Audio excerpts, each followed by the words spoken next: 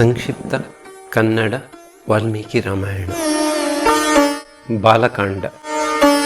ತ್ರಿಶಂಕುವಿಗೆ ಹರಿಶ್ಚಂದ್ರನೆಂಬ ಮಗನಿದ್ದನು. ಆತನಿಗೆ ಎಷ್ಟು ಕಾಲವಾದರೂ ಸಂತಾನ ಪ್ರಾಪ್ತಿಯಾಗದೆ ವರುಣನನ್ನು ಕುರಿತು, ದೇವ, ನನಗೆ ಮಗನೊಬ್ಬನನ್ನು ಅನುಗ್ರಹಿಸು, ಸಂತಾನವಾಯಿತು ಎಂದರೆ ಸಾಕು, ಅನಂತರ ನಾನೊಂದು ಯಜ್ಞವನ್ನು ಮಾಡುತ್ತೇನೆ, ಅದರಲ್ಲಿ ಅವನನ್ನೇ ನಿನಗೆ ಬಲಿಯಾಗಿ ಸಮರ್ಪಿಸುತ್ತೇನೆ ಎಂದು ಪ್ರಾರ್ಥಿಸಿದನು. ಕಾಲಕ್ರಮದಲ್ಲಿ ಅವನಿಗೆ ಪುತ್ರೋತ್ಸವವಾಯಿತು. ಮಗುವಿಗೆ ರೋಹಿತನೆಂದು ಹೆಸರಿಟ್ಟರು.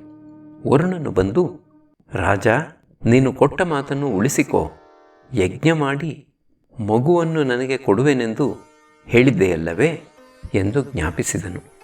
ರಾಜನು, ಹುಟ್ಟಿದ ಮಗುವು ಶುದ್ಧವಲ್ಲ ಎನ್ನುತ್ತಾರೆ, 10 ದಿನ ಕಳೆದು ಶುದ್ಧವಾದ ಮೇಲೆ ಕೊಡುತ್ತೇನೆ ಎಂದನು. 10 ದಿನಗಳಾದ ಮೇಲೆ ವರುಣನು ಬಂದು ಕೇಳಲು, ಯಜ್ಞ ಪಶುವಿಗೆ ಹಲ್ಲಿಲ್ಲದಿದ್ದರೆ ಪ್ರಶಸ್ತವಲ್ಲ ಎನ್ನುತ್ತಾರೆ, ಮಗುವಿಗೆ ಹಲ್ಲು ಬರುವವರೆಗೂ ತಾಳು ಎಂದನು. ಅನಂತರ ಹಾಲು ಹಲ್ಲು ಬಿದ್ದು ಪುನಃ ಹಲ್ಲು ಹುಟ್ಟಲಿ ಎಂದನು. ಇದು ಹೀಗೆಯೇ ಮುಂದುವರಿಯಿತು. ನನ್ನ ಮಗ ಕವಚ ಧರಿಸುವಂತಾಗಲಿ, ಕ್ಷತ್ರಿಯನಿಗೆ ಕವಚವಿದ್ದರೇನೇ ಶುದ್ಧ ಎನ್ನುತ್ತಾರೆ ಎಂದನು. ಈ ಮಧ್ಯೆ ರೋಹಿತನಿಗೆ ತಂದೆ ತನ್ನನ್ನು ವರುಣನಿಗೆ ಕೊಡಬೇಕು ಎಂದಿರುವುದು ತಿಳಿದು ಧನುರ್ಧಾರಿಯಾಗಿ ಕಾಡಿಗೆ ಓಡಿಹೋದನು. ವಚನಭ್ರಷ್ಟನಾದ ರಾಜನಿಗೆ ವರುಣನ ಅವಕೃಪೆಯಿಂದ ಮಹೋದರವೆಂಬ ವ್ಯಾಧಿ ತಗುಲಿತು. ಇದನ್ನು ಕೇಳಿದ ರೋಹಿತನು ತಂದೆಯನ್ನು ಉಳಿಸಲು ಹಿಂದಿರುಗಿ ಬರುತ್ತಿರುವಾಗ ಇಂದ್ರನು ಅವನನ್ನು ತಡೆದು ತೀರ್ಥಯಾತ್ರೆ ಕೈಗೊಳ್ಳುವಂತೆ ಹೇಳಿದನು. ಅದರಂತೆ 5 ವರ್ಷಗಳ ತೀರ್ಥಯಾತ್ರೆಯನ್ನು ಮಾಡಿ ಮುಗಿಸಿ ರೋಹಿತನು ರಾಜ್ಯಕ್ಕೆ ಹಿಂದಿರುಗಿ ಬರುತ್ತಿದ್ದನು. ಹಾದಿಯಲ್ಲಿ ಅಜೀಗರ್ತನೆಂಬ ಬ್ರಾಹ್ಮಣನು ಪತ್ನಿಯೊಡನೆಯೂ 3 ಮಕ್ಕಳೊಡನೆಯೂ ಪ್ರಯಾಣ ಮಾಡುತ್ತಿದ್ದುದನ್ನು ನೋಡಿದನು.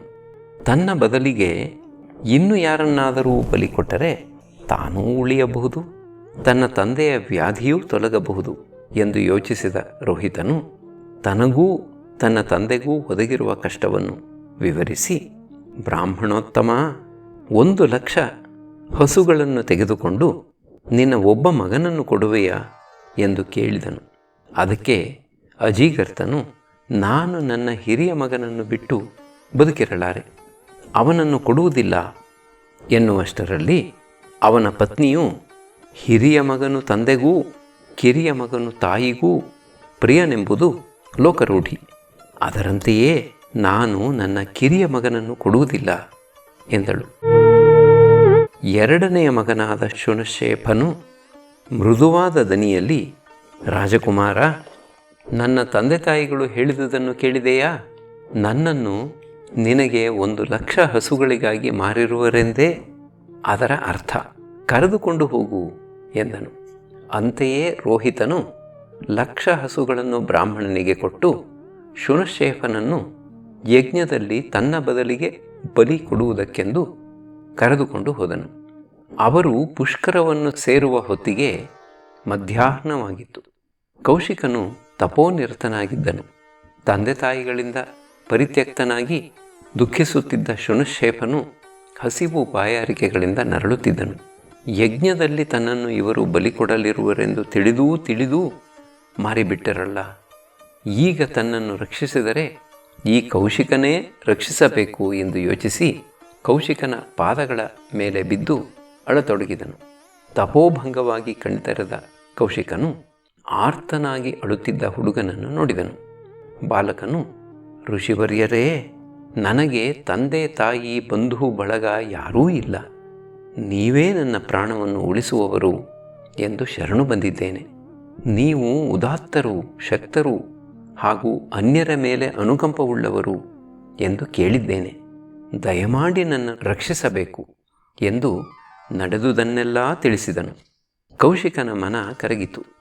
ಶುನಶೇಫನು, ನಾನು ಯಜ್ಞದ ಬಲಿಗೆಂದು ಮಾರಲ್ಪಟ್ಟವನು, ಯಜ್ಞವೂ ಹಾಳಾಗಬಾರದು, ನನ್ನ ಜೀವವೂ ಉಳಿಯಬೇಕು, ನಾನು ಬದುಕಿ ಬಾಡಿ ತಪಸ್ಸು ಮಾಡಿ ಸ್ವರ್ಗವನ್ನು ಪಡೆಯಬೇಕೆಂದಿರುವೆ. ಇದೆಲ್ಲವೂ ಸಾಧ್ಯವಾಗುವಂತೆ ನೀವು ಅನುಗ್ರಹಿಸಬೇಕು.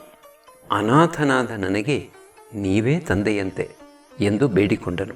ಕೌಶಿಕನು ಅಳುತ್ತಿದ್ದ ಬಾಲಕನನ್ನು ಸಮಾಧಾನ ಮಾಡಿದನು, ಅಭಯವನ್ನು ಕೊಟ್ಟನು. ತನ್ನ ಮಕ್ಕಳನ್ನು ಕರೆದು, ಜನರು ಮಕ್ಕಳನ್ನು ಪಡೆಯುವುದೇ ತಮಗೆ ಸದ್ಗತಿಯನ್ನು ಕಾಣಿಸುತ್ತಾರೆ ಎಂಬ ಕಾರಣಕ್ಕಾಗಿ ಈಗ ನೀವು ನಿಮ್ಮ ಹುಟ್ಟನ್ನು ಸಾರ್ಥಕ ಮಾಡಿಕೊಳ್ಳಿರಿ. ಈ ಮಗುವು ಪ್ರಾಣಭಿಕ್ಷೆಯನ್ನು ಬೇಡುತ್ತಿರುವನು. ನೀವು ವಿದ್ಯಾವಂತರು, ತಪೋಧನರು, ನನ್ನ ಅಪೇಕ್ಷೆಯನ್ನು ಸಲ್ಲಿಸಿ. ನಿಮ್ಮಲ್ಲೊಬ್ಬರು ಇವನ ಬದಲಿಗೆ ಹರಿಶ್ಚಂದ್ರನ ಯಜ್ಞದಲ್ಲಿ ಬಲಿಯಾಗಬೇಕು. ಆಗ ಈ ಮಗುವೂ ಉಳಿಯುತ್ತದೆ, ಯಜ್ಞವೂ ಪೂರ್ತಿಯಾಗುತ್ತದೆ. ಏನೆನ್ನುತ್ತೀರಿ ಎಂದು ಕೇಳಿದನು. ತಂದೆಯು ಹಾಸ್ಯ ಮಾಡುತ್ತಿರುವನು ಎಂದು ಭಾವಿಸಿದ ಮಧುಸ್ಯಂದನೇ ಮೊದಲಾದ ಮಕ್ಕಳು, ಅಪ್ಪ, ಯಾರೋ ಬಂದು ನಿಮ್ಮೆದರು ಅತ್ತರೆಂದು ನೀವು ನಿಮ್ಮ ಮಕ್ಕಳನ್ನು ಬಿಟ್ಟು ಬಿಡುವುದು ಸಾಧ್ಯವೇ? ನಾಯಿಯ ಮಾಂಸವನ್ನು ತಿನ್ನಿರಿ ಎಂದು ನೀನು ಹೇಳಿದರೆ ನಾವು ತಿನ್ನುವುದಕ್ಕಾಗುತ್ತದೆಯೇ? ಹಾಗೆಯೇ ಇದು ಎಂದು ತೇಲಿಸಿ ಮಾತನಾಡಿದರು. ಕೌಶಿಕನ ಕೋಪ ನೆತ್ತಿಗೇರಿತು. ಎಲ್ಲಾ, ನಿಮ್ಮ ಮಾತು ನಿಮ್ಮ ಹುಟ್ಟಿಗೆ ಯೋಗ್ಯವಾಗಿಲ್ಲ. ನೀವು ನನ್ನ ಮಕ್ಕಳೇ ಅಲ್ಲ, ವಸಿಷ್ಠನ ಮಕ್ಕಳ ಹಾಗೆಯೇ ನೀವೂ ಸಹ ಚಂಡಾಲರಾಗಿ 1000 ವರ್ಷ ನಾಯಿಯ ಮಾಂಸವನ್ನು ತಿಂದುಕೊಂಡಿರಿ ಎಂದು ಶಪಿಸಿದನು. ಶುನಶ್ಶೇಫನನ್ನು ಹೇಗಾದರೂ ಮಾಡಿ ಉಳಿಸಬೇಕೆಂದು ಬಹಳ ಹೊತ್ತು ಯೋಚಿಸಿ, ನೀನು ರೋಹಿತನ ಬಳಿಗೆ ಹೋಗಿ ಯಜ್ಞಪಶುವಾಗು. ಅವರು ನಿನ್ನನ್ನು ಯೂಪಸ್ತಂಭಕ್ಕೆ ಕಟ್ಟಿ ಬಲಿ ಕೊಡುವುದಕ್ಕೆ ಸಿದ್ಧತೆಗಳನ್ನು ಮಾಡಿಕೊಳ್ಳಲಿ. ನಾನೀಗ ಕೊಡುವ 2 ಮಂತ್ರಗಳನ್ನು ಆಗ ಮರೆಯದೆ ಪಠಿಸು. ಯಜ್ಞವೂ ಪೂರ್ಣವಾಗುವುದು, ನೀನೂ ಬದುಕುವೆ ಎಂದನು. ಶುನಶ್ಶೇಫನು ಅಂತೆಯೇ ಮಾಡಲು ಆ ಮಂತ್ರಗಳನ್ನು ಕೇಳಿ ಸಂತೋಷಿಸಿದ ಇಂದ್ರ, ವರುಣ ಮೊದಲಾದ ದೇವತೆಗಳು ಬಂದು ದರ್ಶನ ಕೊಟ್ಟು ಅವನಿಗೆ ದೀರ್ಘಾಯುಸ್ಸನ್ನು ಅನುಗ್ರಹಿಸಿದರು. ಹರಿಶ್ಚಂದ್ರನು ಮಾತಿಗೆ ತಪ್ಪಿದ್ದನ್ನೂ ಕ್ಷಮಿಸಿದರು. ಆ ಕೂಡಲೇ ಅವನ ಮಹೋದರ ರೋಗವು ವಾಸಿಯಾಯಿತು. ಮಗನ ಮೇಲಿನ ಅತಿಶಯವಾದ ಮಮತೆಯಿಂದ ಉಂಟಾದ ಅನುಭವದಿಂದ ಪಾಠ ಕಲಿತ ಹರಿಶ್ಚಂದ್ರನು ವೈರಾಗ್ಯವನ್ನು ತಳೆದು ಕೌಶಿಕನಿಂದ ಬ್ರಹ್ಮವಿದ್ಯೆಯನ್ನು ಕಲಿಯುವುದಕ್ಕಾಗಿ ಅವನ ಶಿಷ್ಯನಾದನು. ಕೌಶಿಕನು ಶುನಶ್ಶೇಫನನ್ನು ತನ್ನ ಮಗನನ್ನಾಗಿ ಸ್ವೀಕರಿಸಿದನು. ಕೌಶಿಕನು ಇನ್ನೂ 1000 ವರ್ಷಗಳು ತಪಸ್ಸು ಮಾಡಿದ ಮೇಲೆ ಬ್ರಹ್ಮನು ಪ್ರತ್ಯಕ್ಷನಾಗಿ, ನಿನ್ನ ತಪಸ್ಸಿನಿಂದಾಗಿ ಕೇವಲ ರಾಜರ್ಷಿಯಾಗಿದ್ದ ನೀನು ಇಂದು ಋಷಿ ಎನ್ನಿಸಿಕೊಂಡೆ ಎಂದು ಹೇಳಿದನು. ಕೌಶಿಕನಿಗೆ ಸಮಾಧಾನವಾಗಲಿಲ್ಲ. ತಾನು ಬ್ರಹ್ಮರ್ಷಿ ಎನ್ನಿಸಿಕೊಳ್ಳುವವರೆಗೂ ತಪಸ್ಸನ್ನು ಮುಂದುವರೆಸುವ ದೃಢ ಮನಸ್ಸು ಮಾಡಿ ತಪೋನಿರತನಾದನು. ದೇವತೆಗಳಿಗೆ ಕೌಶಿಕನ ತಪಸ್ಸು ದೊಡ್ಡ ತಲೆನೋವಾಯಿತು. ಇಂದ್ರನಿಗಂತೂ ತನ್ನ ಇಂದ್ರಪಟ್ಟಕ್ಕೆ ಎಲ್ಲಿ ಧಕ್ಕೆ ಬರುವುದೋ ಎಂಬ ಚಿಂತೆ ಹತ್ತಿಕೊಂಡಿತು. ಹೇಗಾದರೂ ಮಾಡಿ ಕೌಶಿಕನ ತಪಸ್ಸು ಕೆಡಿಸಬೇಕೆಂದು ತನ್ನ ಆಸ್ಥಾನದಲ್ಲಿದ್ದ ಅಪ್ಸರೆ ಮೇನಕೆಯನ್ನು ಕರೆದು, ಮೇನಕೆ, ಅಪ್ಸರಸಿಯರಲ್ಲೆಲ್ಲ ನೀನು ಶ್ರೇಷ್ಠಳಾದವಳು. ನೀನೀಗ ನನಗೆ ಸಹಾಯ ಮಾಡಬೇಕು. ಕೌಶಿಕನ ತಪಸ್ಸು ಮಧ್ಯಾಹ್ನದ ಸೂರ್ಯನಂತೆ ಪ್ರಜ್ವಲಿಸುತ್ತಾ ತಡೆಯಲು ಅಸಾಧ್ಯವಾಗಿ ಪರಿಣಮಿಸಿರುವುದು. ಅದು ಮುಂದುವರಿದರೆ ಮುಂದೆ ನನ್ನ ಸಿಂಹಾಸನಕ್ಕೆ ತೊಂದರೆಯಾಗಬಹುದು. ನೀನು ಕೌಶಿಕನಿದ್ದಲ್ಲಿಗೆ ಹೋಗಿ ನಿನ್ನ ಅನುಪಮವಾದ ಸೌಂದರ್ಯ, ಯೌವನ, ಹಾವ ಭಾವ ವಿಲಾಸಗಳಿಂದ ಅವನ ಚಿತ್ತೈಕಾಗ್ರತೆಯನ್ನು ಸಡಿಲಿಸಿ ತಪಸ್ಸನ್ನು ತೊರೆದು ನಿನಗೆ ಶರಣಾಗುವಂತೆ ಮಾಡಬೇಕು. ಇದನ್ನು ನೀನು ಸಾಧಿಸಿದೆಯಾದರೆ ನನಗೆ ಬಹಳ ಸಂತೋಷವಾಗುವುದು ಎಂದನು. ಮೇನಕೆಗೆ ಹೆದರಿಕೆಯಾಯಿತು. ದೇವರಾಜ, ಕೌಶಿಕನು ಶೀಘ್ರಕೋಪಿಯೆಂದೂ ಮಹಾಶಕ್ತಿಶಾಲಿಯೆಂದೂ ಕೇಳಿರುವೆನು. ಶೀಘ್ರಕೋಪ, ಶಕ್ತಿ, ತಪಸ್ಸು 3 ಒಟ್ಟಿಗೆ ಸೇರಿದರೆ ಕೇಳುವುದೇನಿದೆ? ನಿನಗೆ ಅವನನ್ನು ಕಂಡು ಭಯವೆಂದು ನನ್ನಂತಹ ದುರ್ಬಲನನ್ನು ಕಳುಹಿಸುವೆಯಾ? ಅವನು ವಸಿಷ್ಠನ ಪುತ್ರಶತರನ್ನು ಶಪಿಸಿರುವನು. ಕ್ಷತ್ರಿಯನಾಗಿದ್ದವನು ಸ್ವಂತ ಸಾಧನೆಯಿಂದ ಋಷಿ ಎನಿಸಿಕೊಂಡಿರುವವನು. ತ್ರಿಶಂಕುವಿಗೆ ಬೇರೊಂದು ಸ್ವರ್ಗವನ್ನೇ ಸೃಷ್ಟಿಸಿದವನು. ಅಂತಹ ತಪಸ್ವಿಯು ಖಂಡಿತ ತನ್ನ ಇಂದ್ರಿಯಗಳ ಸೆಳೆತವನ್ನು ದಾಟಿಯೇ ಇರುವನು. ಅವನ ಬಳಿಗೆ ನನ್ನಂಥವಳು ಹೋಗುವುದಾದರೂ ಹೇಗೆ? ನನ್ನನ್ನು ಶಪಿಸಿಬಿಟ್ಟರೆ ನನ್ನೊಡನೆ ಮನ್ಮಥನನ್ನೂ ಮಂದಾನಿಲವನ್ನೂ ವಸಂತನನ್ನೂ ಕಳುಹಿಸು. ಭೋಗಕ್ಕೆ ಅಗತ್ಯವಾದ ಪರಿಸರವನ್ನು ಸೃಷ್ಟಿಸಿಕೊಂಡು ನಾನು ನನ್ನಿಂದಾದ ಪ್ರಯತ್ನ ಪಡುವೆನು ಎಂದಳು. ಮೇನಕೆಯು ಕೌಶಿಕನು ತಪಸ್ಸು ಮಾಡುತ್ತಿದ್ದೆಡೆಗೆ ಬಂದು ಸರಿಯಾದ ಸಮಯ ಕೂಡಿ ಬರುವುದನ್ನೇ ಕಾಯತೊಡಗಿದಳು. ಒಂದು ದಿನ ಕೌಶಿಕನು ಧ್ಯಾನದಿಂದ ಎದ್ದು ಅತ್ತಿತ್ತ ಚಲಿಸುತ್ತಿದ್ದಾಗ ಇದೇ ಸಮಯವೆಂದು ಅವನ ಮುಂದೆ ಕಾಣಿಸಿಕೊಂಡಳು. ಜೊತೆಗಿದ್ದ ಮನ್ಮಥ, ವಸಂತರೂ ಸಹಕರಿಸಿದರು. ಮೇನಕೆಯ ದಿವ್ಯ ಸುಂದರ ಮೂರ್ತಿಯನ್ನೂ ಅವಳ ಹಾವಭಾವಗಳನ್ನೂ ನೋಡಿದ ಕೌಶಿಕನು ಅವಳಿಗಾಗಿ ಹುಚ್ಚನಂತಾದನು. ಅವಳೂ ಅವನಿಗೆ ತನ್ನನ್ನು ತಾನು ಹೃತ್ಪೂರ್ವಕವಾಗಿ ಸಮರ್ಪಿಸಿಕೊಂಡಳು. 10 ವರ್ಷಗಳು 10 ನಿಮಿಷಗಳಂತೆ ಕಳೆದು ಹೋದವು. ಹುಚ್ಚನಾಗಿದ್ದ ಕೌಶಿಕನು ಇದ್ದಕ್ಕಿದ್ದಂತೆ ಎಚ್ಚರವಾದನು. ಮಾಡಿದ್ದ ತಪಸ್ಸೆಲ್ಲವೂ ಕ್ಷಯಿಸಿ ಹೋಗಿತ್ತು. ಮೌಲಿಕವಾದ 10 ವರ್ಷಗಳೂ ಕಳೆದು ಹೋಗಿದ್ದವು. ಅವನು ದುಃಖ, ಕೋಪ, ಪಶ್ಚಾತ್ತಾಪಗಳಿಂದ ಜರ್ಜರಿತನಾದನು. ಕೊನೆಗೊಮ್ಮೆ ತನ್ನ ತಪಸ್ಸನ್ನು ಸಹಿಸದ ದೇವತೆಗಳದೇ ಈ ಕೆಲಸ ಎಂಬುದನ್ನು ಕಂಡುಕೊಂಡನು. ಅವನನ್ನು ಈ ಸ್ಥಿತಿಯಲ್ಲಿ ನೋಡಿದ ಮೇನಕೆಗೆ ಅತೀವ ಭಯವಾಯಿತು. ಸುಮ್ಮನೆ ಕೈ ಮುಗಿದುಕೊಂಡು ಕಂಬನಿ ತುಳುಕಿಸುತ್ತಾ ಆರ್ತಳಾಗಿ ನಿಂತುಕೊಂಡಳು. ಕೌಶಿಕನು ಅವಳ ಮೇಲೆ ಸಿಟ್ಟಾಗಲಿಲ್ಲ. ತಾನು ತಪಸ್ಸನ್ನು ಮುಂದುವರಿಸುವುದಕ್ಕಾಗಿ ಉತ್ತರ ದಿಕ್ಕಿಗೆ ಹೋಗುವೆನೆಂದು ಹೇಳಿ ಹೊರಟೇ ಹೋದನು. ಕೌಶಿಕೀ ನದಿಯ ತೀರಕ್ಕೆ ಹೋದ ಕೌಶಿಕನು ಘೋರ ತಪಸ್ಸನ್ನು ಆಚರಿಸಿದನು. ಪ್ರಸನ್ನನಾದ ಬ್ರಹ್ಮನು ದೇವತೆಗಳೊಂದಿಗೆ ಪ್ರತ್ಯಕ್ಷನಾಗಿ, ಕೌಶಿಕ, ತಪಸ್ಸಿನಿಂದಾಗಿ ನೀನಿಂದು ಮಹರ್ಷಿ ಎನ್ನಿಸಿಕೊಂಡಿರುವೆ, ಋಷಿಗಳಲ್ಲೆಲ್ಲ ಶ್ರೇಷ್ಠನೆನಿಸಿಕೊಂಡಿರುವೆ ಎಂದು ಹೇಳಿದಾಗ ಕೌಶಿಕನಿಗೆ ದುಃಖವಾಗಲಿ ಸಂತೋಷವಾಗಲಿ ಆಗಲಿಲ್ಲ. ನನ್ನ ತಪಸ್ಸಿನ ಫಲವಾಗಿ ನಾನು ಮಹರ್ಷಿಯಾದೆ ನಿಜ. ಆದರೆ ಹೇಳು ದೇವ, ನಾನು ಇಂದ್ರಿಯಗಳನ್ನು ಗೆದ್ದಿರುವೆನೇ ಎನ್ನಲು ಬ್ರಹ್ಮನು, ಇಲ್ಲ, ನೀನಿನ್ನೂ ಜಿತೇಂದ್ರಿಯನಾಗಿಲ್ಲ, ಅದಕ್ಕಾಗಿ ಪ್ರಯತ್ನಪಡು ಎಂದು ಅದೃಶ್ಯನಾದನು. ಮುಂದಿನ ಕೆಲವು ವರ್ಷಗಳು ಕೌಶಿಕನ ತಪಸ್ಸು ಅತಿ ಘೋರವಾಗಿದ್ದಿತು. ಚಳಿಗಾಲದಲ್ಲಿ ನೀರಿನ ಮಧ್ಯೆ ನಿಂತು, ಬೇಸಿಗೆಯಲ್ಲಿ ಪಂಚಾಗ್ನಿಗಳ ನಡುವೆ ಕೈಗಳೆರಡನ್ನೂ ಮೇಲಕ್ಕೆತ್ತಿ ನಿಂತು ಕೇವಲ ವಾತಾಹಾರಿಯಾಗಿ ತಪಸ್ಸನ್ನಾಚರಿಸಿದನು.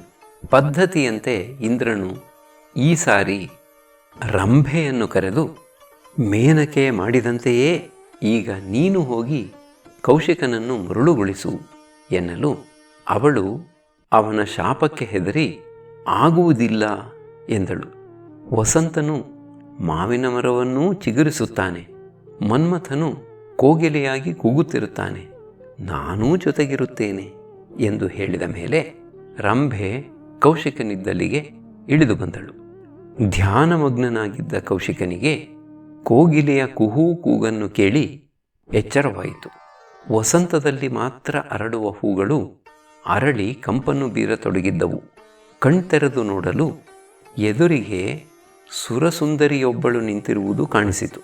ತಕ್ಷಣ ಅವನಿಗೆ ಇದೆಲ್ಲವೂ ಇಂದ್ರನ ತಂತ್ರವೆಂದು ತಿಳಿದು ಹೋಯಿತು. ಇಲ್ಲವಾದರೆ ಅಕಾಲದಲ್ಲಿ ವಸಂತಾಗಮನವಾಗುವುದು ಎಂದರೇನು? ದುರ್ಗಮವಾದ ಕಾಡಿನ ಮಧ್ಯೆ ಒಂಟಿ ಹೆಂಗಸು ಬಂದು ನಿಲ್ಲುವುದೆಂದರೇನು? ಕೋಪಾವಿಷ್ಟನಾದ ಕೌಶಿಕನು, ನನ್ನ ತಪಸ್ಸನ್ನು ಕೆಡಿಸಲು ಬಂದಿರುವ ನೀನು ಕಲ್ಲಾಗಿ ಈ ಭೂಮಿಯ ಮೇಲೆ 1000 ವರ್ಷಗಳು ಕೊಳೆಯುತ್ತಿರು ಎಂದು ಶಪಿಸಿದನು. ಒಡನೆಯೇ ಕಾಮದ ಬದಲು ತಾನು ಕ್ರೋಧಕ್ಕೆ ಬಲಿಯಾದುದು ಅರಿವಾಯಿತು. ಹೌದು, ಬ್ರಹ್ಮ ಹೇಳಿದ್ದು ನಿಜ. ನಾನಿನ್ನೂ ಜಿತೇಂದ್ರಿಯನಾಗಿಲ್ಲ, ಕೋಪವನ್ನು ಗೆದ್ದಿಲ್ಲ. ಇರಲಿ, ಇನ್ನು ಮುಂದಕ್ಕೆ ನಾನು ಕೋಪಗೊಳ್ಳುವುದಿಲ್ಲ, ಒಂದು ಮಾತನ್ನೂ ಆಡುವುದಿಲ್ಲ, ಭಾವನೆಗಳಿಗೆ ಬಲಿಯಾಗುವುದಿಲ್ಲ. ಇನ್ನೂ ಒಮ್ಮೆ ತಪಸ್ಸು ಮಾಡಿ ಬ್ರಹ್ಮರ್ಷಿ ಪದವಿಯನ್ನು ಪಡೆದೇ ತೀರುವೆ ಎಂದು ದೃಢ ನಿರ್ಧಾರ ಮಾಡಿದನು. ಕೌಶಿಕನು ಉತ್ತರ ದಿಕ್ಕನ್ನು ಬಿಟ್ಟು ಪೂರ್ವದೆಡೆಗೆ ನಡೆದನು. ಅವನ ತಪಸ್ಸು ಈಗ ಇನ್ನೂ ಘೋರವಾಗಿದ್ದಿತು. 1000 ವರ್ಷ ಕಾಲ ಮೌನವಾಗಿದ್ದ ಅವನ ತಪೋಜ್ವಾಲೆಯಲ್ಲಿ 3 ಲೋಕಗಳೂ ಉರಿದು ಹೋಗುವಂತಾದವು. ಮನಸ್ಸಿನಿಂದ ಕಾಮಕ್ರೋಧಗಳನ್ನು ಸಂಪೂರ್ಣವಾಗಿ ತೊಲಗಿಸಿದ್ದನು. ತಪಸ್ಸಿನಿಂದ ಕೇವಲ ಕಡ್ಡಿಯಂತೆ ಆಗಿ ಹೋದನು. ಒಂದು ದಿನ ತನ್ನ ಉಪವಾಸವನ್ನು ನಿಲ್ಲಿಸಿದ ಕೌಶಿಕನು ತನಗಾಗಿ ಸ್ವಲ್ಪ ಅನ್ನವನ್ನು ಬೇಯಿಸಿಕೊಂಡನು. ಇನ್ನೇನು ತಿನ್ನಬೇಕು ಎನ್ನುವಷ್ಟರಲ್ಲಿ ಇಂದ್ರನು ಬ್ರಾಹ್ಮಣನ ರೂಪದಲ್ಲಿ ಬಂದು ಆಹಾರವನ್ನು ಬೇಡಿದನು. ಕೌಶಿಕನು ಒಂದೂ ಮಾತನ್ನಾಡದೆ ಅನ್ನವನ್ನೆಲ್ಲ ಅವನಿಗೆ ಕೊಟ್ಟು ತಾನು ತನ್ನ ಉಪವಾಸವನ್ನೂ ತಪಸ್ಸನ್ನೂ ಮುಂದುವರಿಸಿದನು. ಸೆಳೆದುಕೊಳ್ಳುತ್ತಿದ್ದ ಗಾಳಿಯನ್ನೂ ಸಹ ನಿಯಂತ್ರಿಸಿ ಬಹುಕಾಲ ಉಸಿರಾಡದೆ ಸ್ಥಿರವಾಗಿರುತ್ತಿದ್ದನು. ಈಗ ಅವನ ತಲೆಯಿಂದ ಹೊಗೆ ಹೊರಡಲಾರಂಭಿಸಿತು. ಅವನ ತಪಸ್ಸಿನಿಂದ 3 ಲೋಕಗಳೂ ತಪಿಸತೊಡಗಿದವು. ದೇವತೆಗಳೂ ಋಷಿಗಳೂ ಬ್ರಹ್ಮನ ಬಳಿಗೆ ಹೋಗಿ, ಕೌಶಿಕನು ಈಗ ತಪಸ್ಸಿನ ಸ್ವಯಂ ಪ್ರಭೆಯಿಂದ ಪ್ರಜ್ವಲಿಸುತ್ತಿದ್ದಾನೆ. ಇನ್ನೂ ನೀನು ಅವನ ಇಷ್ಟಾರ್ಥವನ್ನು ಅನುಗ್ರಹಿಸದಿದ್ದರೆ ಅವನ ತಪಸ್ಸಿನಿಂದಾಗಿ 3 ಲೋಕಗಳೂ ನಾಶವಾಗುವುದು ಖಂಡಿತ.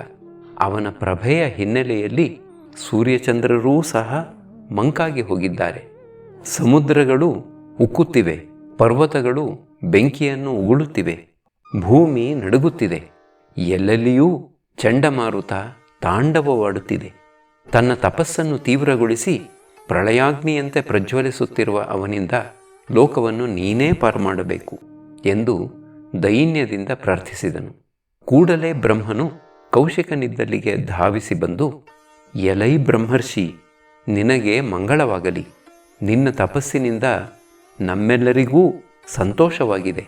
ಸ್ವಪ್ರಯತ್ನದಿಂದಲೇ ಬ್ರಹ್ಮರ್ಷಿಯಾಗಿರುವ ನೀನು ದೀರ್ಘಾಯುಸ್ಸನ್ನು ಪಡೆಯುವೆ ಎನ್ನಲು ಕೌಶಿಕನು ಮಂದಸ್ಮಿತನಾಗಿ ಬ್ರಹ್ಮನಿಗೆ ನಮಸ್ಕರಿಸಿ, ಹೇ ದೇವ, ನೀನು ಹೇಳಿದಂತೆ ನಾನು ಬ್ರಹ್ಮರ್ಷಿಯಾಗಿರುವುದೂ ದೀರ್ಘಾಯುವಾಗಿರುವುದೂ ನಿಜವಾದರೆ ವೇದಗಳು ನನ್ನನ್ನು ಹಾಗೆಂದು ಒಪ್ಪಿಕೊಳ್ಳಲಿ. ನನ್ನ ಮನದಾಸೆ ಒಂದಿದೆ. ನಿನ್ನ ಮಗನಾದ ವಸಿಷ್ಠನು ನಾನು ಬ್ರಹ್ಮರ್ಷಿ ಎಂದು ಒಪ್ಪಿಕೊಳ್ಳಬೇಕು ಎನ್ನಲು ದೇವತೆಗಳು ಹೋಗಿ ವಸಿಷ್ಠನನ್ನು ಕರೆತಂದರು. ವಸಿಷ್ಠನು ಪ್ರೀತಿಯಿಂದ ಕೌಶಿಕನನ್ನು ಆಲಂಗಿಸಿಕೊಂಡು, ಬ್ರಹ್ಮರ್ಷಿ, ನೀನು ಮಹಾಪುರುಷನೆಂಬುದರಲ್ಲಿ ಸಂದೇಹವಿಲ್ಲ.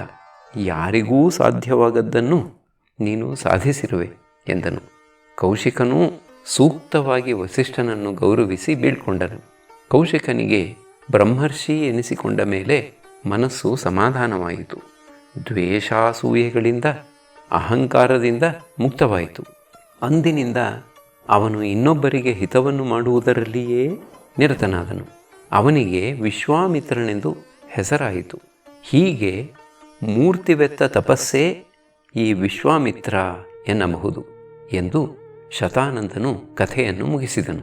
ಜನಕನು ವಿಶ್ವಾಮಿತ್ರನನ್ನು ಕುರಿತು, ಮಹಾತ್ಮ, ನೀನು ಈ ರಾಜಕುಮಾರರೊಂದಿಗೆ ಈ ನನ್ನ ಯಜ್ಞಕ್ಕೆ ಆಗಮಿಸುವುದರ ಮೂಲಕ ವಿಶೇಷವಾಗಿ ದಯೆ ತೋರಿದಂತೆ ಆಗಿದೆ.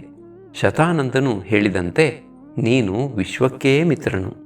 ನಿನಗೆ ಈ ಹೆಸರು ತುಂಬ ತಕ್ಕುದಾಗಿದೆ. ಎಲ್ಲರಿಗೂ ಯಾವಾಗಲೂ ಒಳ್ಳೆಯದನ್ನೇ ಮಾಡುವ ನೀನು ನನಗೂ ಸಹ ಏನೋ ಉಪಕಾರ ಮಾಡುವುದಕ್ಕಾಗಿಯೇ ಬಂದಿರುವೆ ಎನ್ನಿಸುತ್ತಿದೆ ಎಂದನು. ಅಷ್ಟರಲ್ಲಿ ಸೂರ್ಯಾಸ್ತವಾಗಲು ಎಲ್ಲರೂ ವಿಶ್ರಾಂತಿಗಾಗಿ ತೆರಳಿದರು. ರಾಮ ಲಕ್ಷ್ಮಣರು ಮೌನವಾಗಿದ್ದರು. ವಿಶ್ವಾಮಿತ್ರನ ಅದ್ವಿತೀಯ ಸಾಧನೆಯ ಕಥೆಯೇ ಅವರ ಮನಸ್ಸನ್ನೆಲ್ಲ ತುಂಬಿಕೊಂಡಿದ್ದಿತು. ಅದು ಮಾತನಾಡಿಕೊಳ್ಳುವಷ್ಟು ಹಗುರವಾದದ್ದಾಗಿರಲಿಲ್ಲ.